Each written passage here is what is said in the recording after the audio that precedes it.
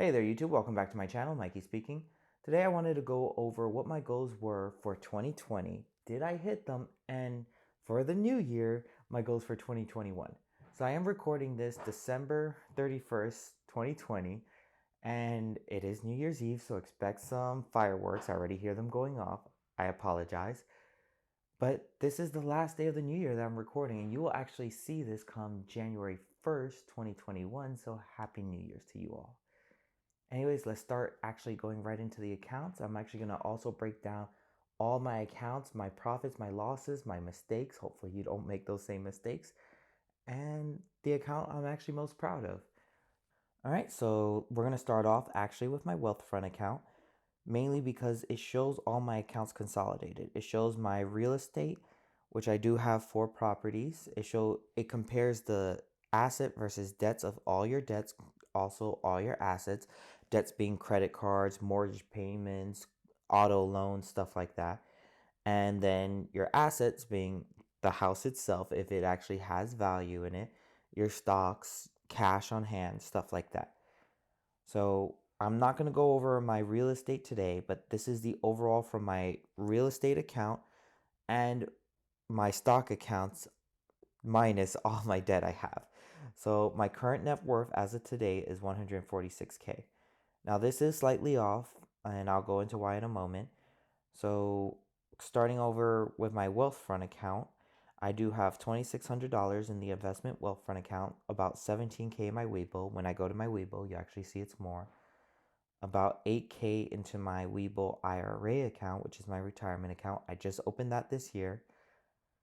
Then my TSP sitting at a total about between my civilian and military one, 56K. And M1, you figure 15K here, another close to 2,000 there. 3,600 for my Charles Schwab account and 200 for my TD Ameritrade. Now I know I have a lot of different stock accounts, but I have different plans for each of them. And a lot of these I wanted to test out to actually give you all the best advice when it comes to using these accounts. So I can't speak on something I don't know. Now that I've actually used all these different accounts, I can speak on them. So those accounts, including my real estate, what it's worth versus what I actually owe, brings me at 146,000. I started the year at 50K. That was my original goal for the year. Or sorry, I started the year at 50,000. My goal was actually to get to 100,000, and I devoured that. My goal was 100% growth, which I'm actually close to 200% growth. Not quite there, another 4,000, I would have been there, but I'm fine with that. So I did hit my goal for 2020, and I don't feel like I set a high enough goal for 2020. So I'm actually changing up my goal for 2021, which I feel like is going to be a harder year to grow because we won't have a pandemic or anything like that to boost accounts or anything. So my goal, since I destroyed it in 2020, 200%, my goal is to grow my account from 150, even though it's not quite at 150 yet, to $300,000. So my total between stocks and real estate minus all my debt is going to be $300,000 net worth. So looking at my WealthFront account first, you can see here that I've actually put in $2,300. I have $2,600 in the account, which means I made a $330 profit. So doing math quickly on top of my head, that would put me at about, I don't know, a 12% return, something like that. It's over 10% at this point. So my WealthFront account on its own, again, this is managed on its own. I currently pay no fees. I have for the first $5,000 free. Managed free, not free $5,000. So this account has grown pretty nicely without me having to do anything but put the money in here. It does all the work for you. Next, my M1 Finance. Let's log into it. Now here I actually have 2 different accounts. In my M1 Finance, I have my plasma account. Quick note on my plasma account. Every time I donate plasma, I put the money from my plasma into the account and I buy $20 worth of stock every day the market's open. So since I started talking about my plasma account, let's go to that one first. Sitting at about 1,800, 17 in actual stocks, and then I do have some cash sitting aside. So this account is up roughly 30%, up $225. That is a pretty nice return. So my goal for this account was at the end of a year, which I'm not at a year yet, to be up 30%. I'm already up basically 30%, which is pretty nice. I just hope I can keep that going. Now I do have 10 stocks in this account. I've changed only one stock out of this account. I sold out of Intel, and I believe that was the time I bought in Tesla and added Tesla to this account. Tesla being my favorite stock so far, and Apple a close second. And I believe I have Disney in here. Those are like my three favorite right there. If I had to pick three stocks, Tesla, Apple, Disney. So oh wait, here we go. Grab and hold account. So this account says it's up 120%. There goes the fireworks. Man, those sound nice. It does say this account is up 120%. I don't know how to get it to read accurately, but it is not up 120%. I've put in 10K. I'm up 5,000, basically $5,000. So 4,500. So you figure I'm up about 33% doing, let's see, no, I'm up closer to like 50% on this account, between 40 and 50% on this account, which is, again, mainly because of Tesla. It's just gone absolutely insane. Apple has been doing amazing. Disney hitting 175 before the end of the year. I did not see that happening. And you'll see Tesla, Apple, and Disney are usually in all my accounts. Tan doing great as well. This one, I recently added Tattoo Chef, Lemonade, and Snow, but they're at lower percentage, just like Lowe and Charles Schwab. My main big holders, as you see, 20% for Tesla, Apple, then 10% for Amazon and Disney, 10% for Intel. This account, I'm not selling out of Intel just yet, though I do see myself moving out of Intel completely and adding a different stock. I don't know which stock yet, and until I figure that out, it's staying in there. All right, let's go into Charles Schwab. Since it didn't have me logged in already, let's log in. Now this account's going to look weird because there's a split in one of my holdings. So the account is not accurate. I'm just going to have to explain it as it loads slowly. While that loads, let's go to Robinhood.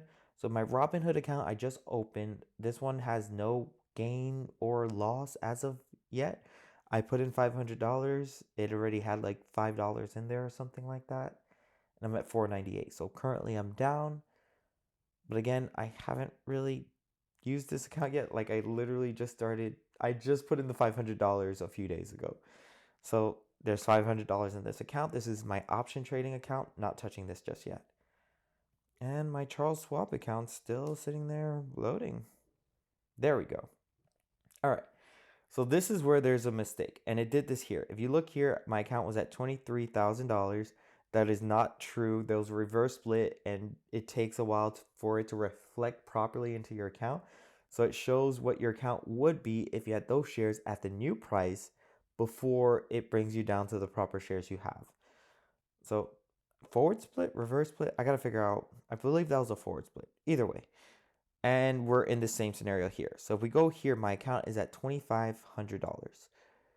Now this account, I actually grew. Let's see, let's make sure I have the right date. Yep. We'll go from December 27th. So this account, I've had $1,110 in here and actually grew it over 100%. Is that like 110% growth on this account? So this account, though has the best growth, is not the account I'm proudest of. And I'll explain why when we go to my Webull account. All right. So for my Webull account, this is actually the account that I'm not the proudest of. And that's because I almost blew this account. I sat here and started trading options before I was ready and almost lost about $3,000 in this account. I forget what the option was that I was trading, but I know I lost big into that. It was basically my biggest loser. I wonder if I can pull up my trading records for everything. Now, this is just pulling up Tesla, and I don't know why, and it's not letting me pull up anything else. But basically, I lost about $3,000 trading options in this account. Now, I've made about $4,000 in stocks. So I did make up the difference just kind of focusing on what I'm good at. And thankfully I'm up $1,000 in this account, but you figure take the percentages that I'm up 6% on this account compared to the other accounts where I'm up 30, 40, 100%. So this account is the account I am least proud of. Now, if we go to my IRA retirement account, this happens to be the account I'm most proud of. Now, this account, I'm up about 33% roughly. I opened this account with $6,000. I'm up $2,600. So I'm up over 33% easily. Let's go to, I always have problems with Webull showing how I've done. Anyways, I can basically do the math in my head.